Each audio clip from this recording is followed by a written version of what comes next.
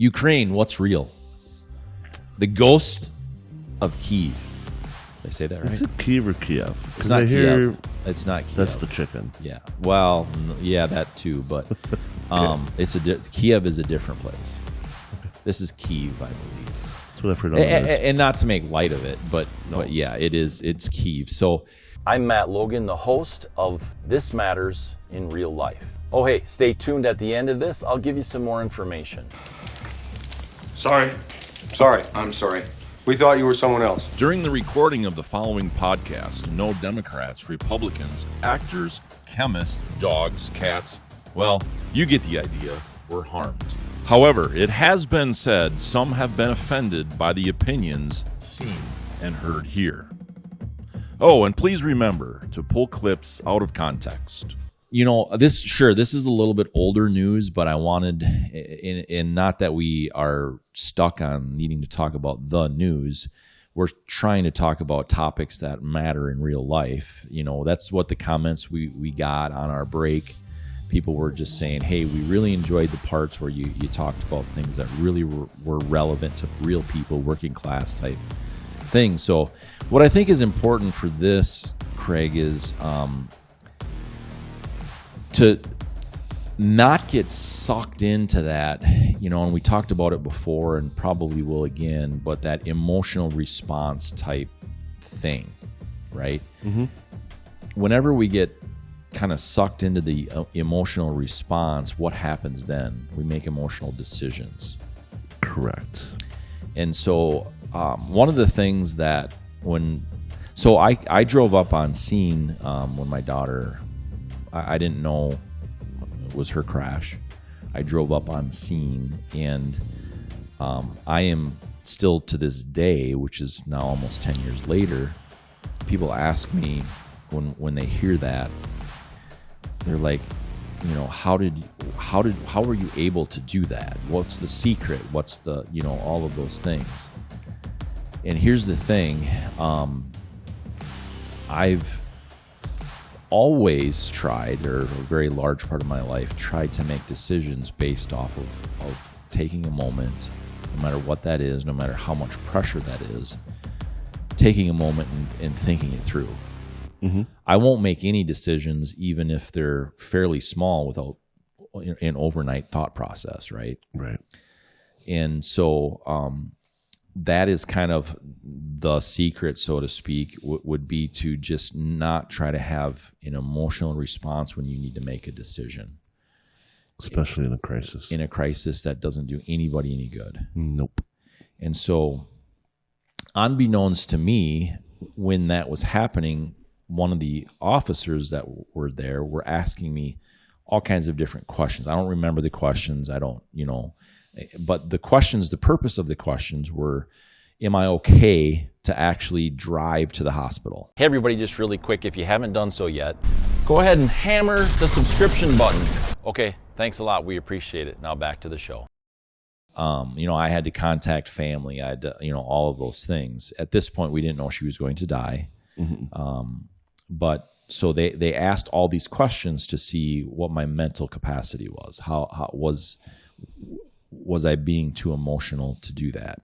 Mm-hmm. And I wasn't. I was able to come back, you know, to the farm, grab Pierce, you know. And so that's so important to take and pause and look at things as a non-emotional response decision. It's not easy. Definitely not. Especially in a situation like that. It's certainly possible.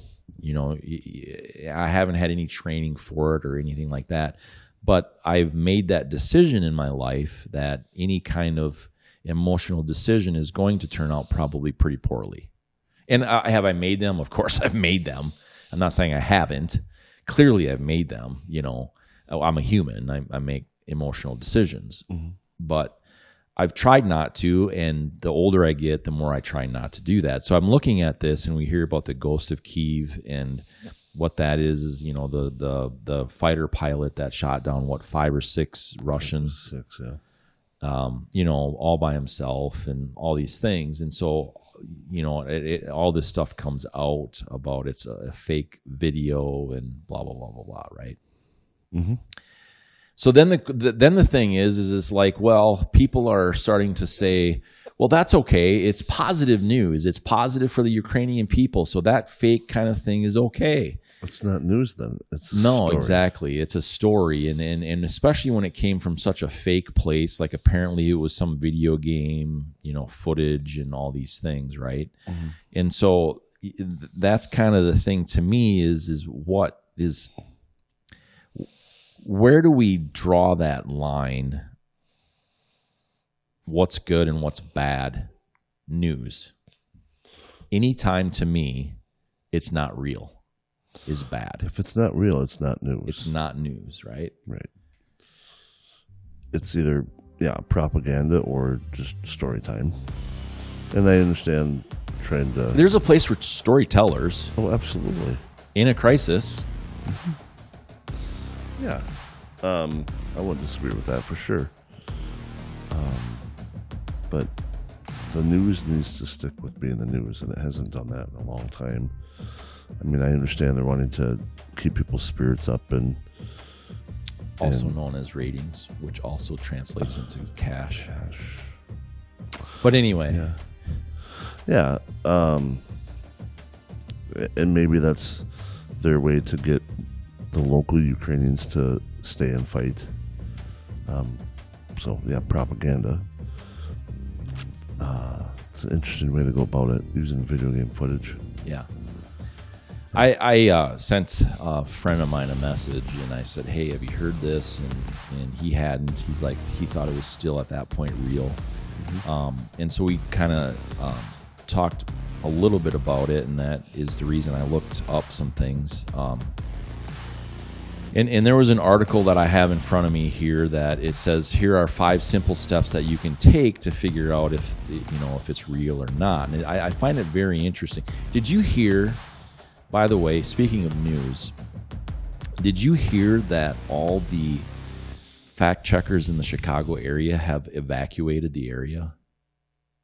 I did not hear that. You didn't hear that? No. Did you hear why? Why? Well, it's because have you ever heard of Lori Lightfoot?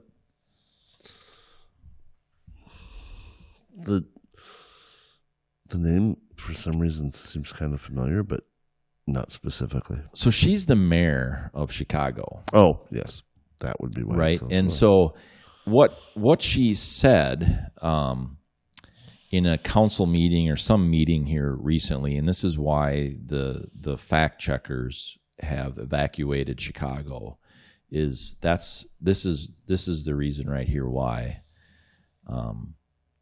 the fact checkers have evacuated.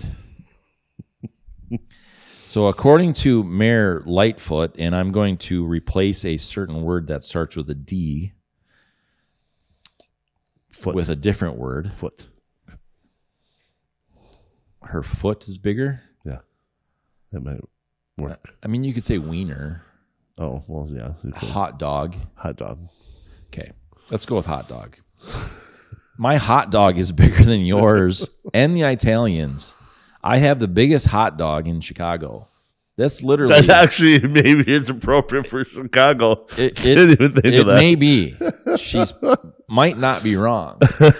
But the fact checkers have evacuated the city of Chicago and surrounding areas.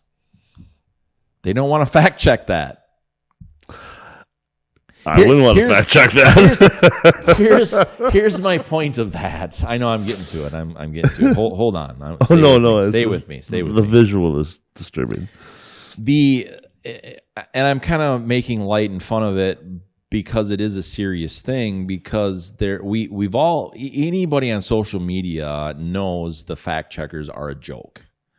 Absolutely. And so it's, they're fact checking comedy. They're opinion checkers. Exactly. And so it's like, come on now. Come on, man.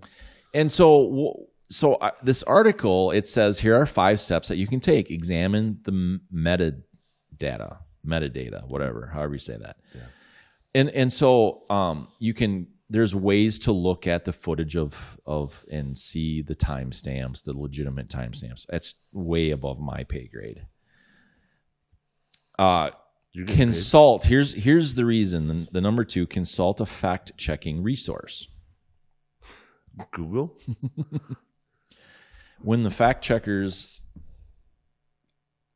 fact-check Lori Lightfoot, then we'll talk. But there are things at the Associated Press that they say. There are, these different agencies that supposedly are fact-checkers. What's very interesting to me is these same fact-checkers have also been involved in a very specific quote that I posted from Mark Twain. And these same previously mentioned fact-checkers said that it was a false quote. Right. So then you go down the rabbit hole of the websites and all these things. Guess who the fact-checkers, after 8 or 9, 10-ish different websites that you follow the rabbit hole, guess who they say that quote is attributed to? Billy Idol. Craig Ugland. Unfamous. No. Mark Twain, sorry. Mark Twain. Just like they literally say it's a fact check, and they literally then, down the rabbit hole of the fact-checking websites, say that it is attributed to Mark Twain. My point being on that is make sure you look at the different sources for those fact checks. Here's what the fact check notifications do. They put doubt in your mind. To some people. To a lot of people. Yeah. A lot of people. I mean, a lot of people are waking up to that. Wait, woke? No, waking up. Oh, okay. Very different than woke. And so people are waking up to the fact check facts. The fact checking the fact checkers. Yeah, for something facts. like that. Yeah. And so then number 3 is they say search more broadly. It's interesting. I've been saying that since the beginning of this particular show, and even before. Every show. I've said look at all kinds of sources. Go do research. Yep. Don't take it from Dr. Fauci or Donald Trump or whatever. Whoever it may be. Or definitely search broadly. And then they say look for inconsistencies. Makes sense, doesn't it? Common sense, actually. And then number 5, from the fact checkers of fact checking, they say ask yourself some simple questions. Do you know where, when, and why the photo or video was made? Do you know who made it and whether what you're looking at is the original version? Makes sense, doesn't it? It does make sense. It's like fact-checking 101.